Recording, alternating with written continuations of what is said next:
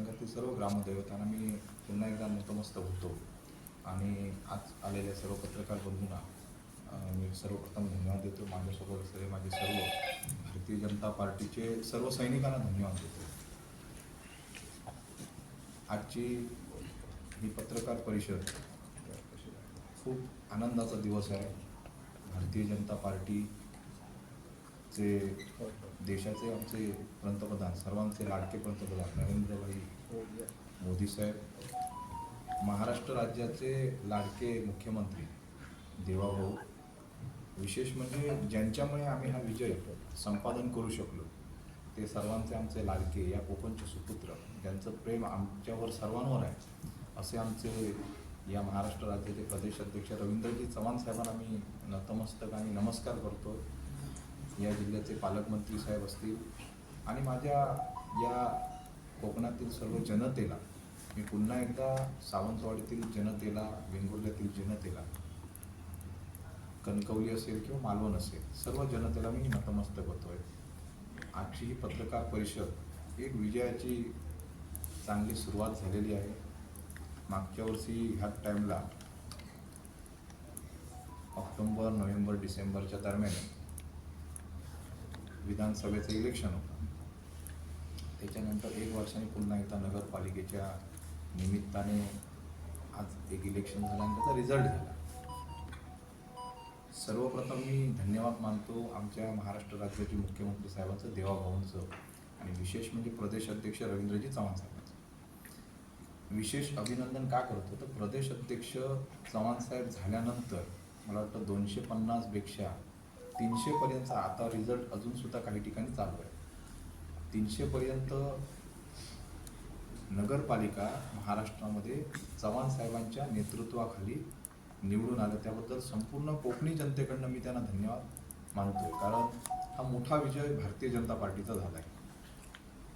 उद्धव बाळासाहेब ठाकरे किंवा काँग्रेस किंवा इतर सर्व पक्षांना मिळून 50 नगरपालिका मिळालेल्या आहेत. मला वाटतं 80%पेक्षाही जास्त मताधिक्य आणि नगरपालिकेचे नगराध्यक्ष आणि नगरसेवक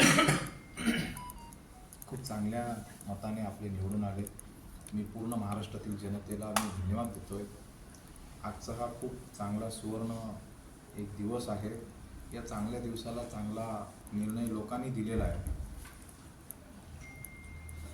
मला एकच म्हणावंसं वाटतंय की सावंतवाडीच्या जनतेने श्रीदेव पाटेकर उपरलकर देव यांनी आशीर्वाद दिल्यामुळे आणि सर्वसामान्य जनतेचं भारतीय जनता पार्टीवरचं प्रेम या अतिशय महत्त्वाच्या गोष्टीमुळे आमचा हा विजय होऊ शकला.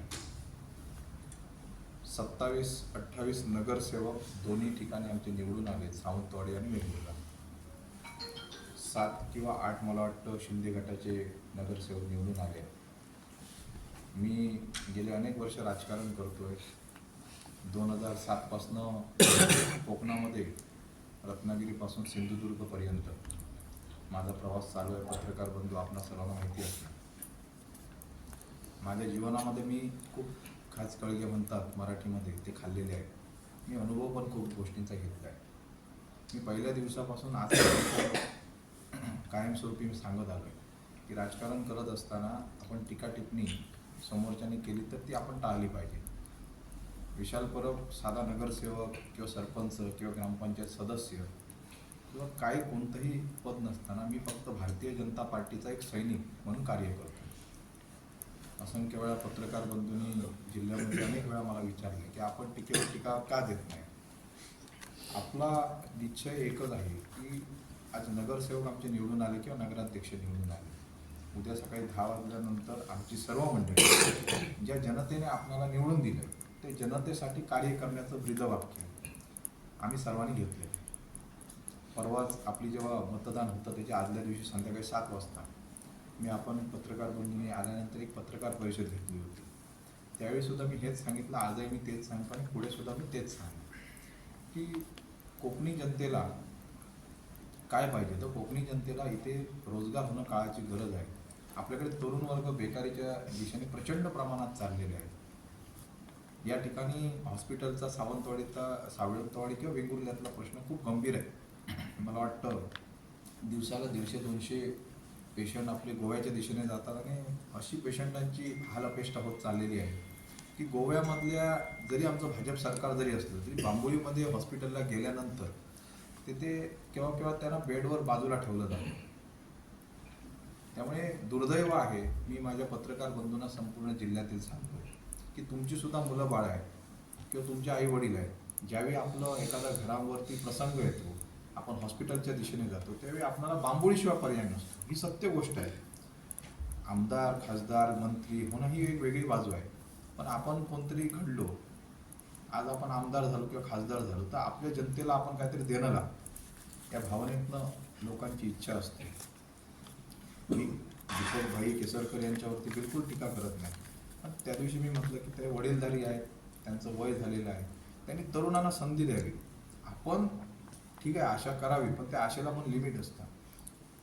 मी काय आमदार किंवा खासदार होऊन मग मी काय करणार असं नाही, पण माझी एक इच्छाशक्ती आहे की आपल्या तरुणांना इथल्या रोजगार देण्यासाठी काही चांगले प्रकल्प आपण आणण्याचा प्रयत्न करू.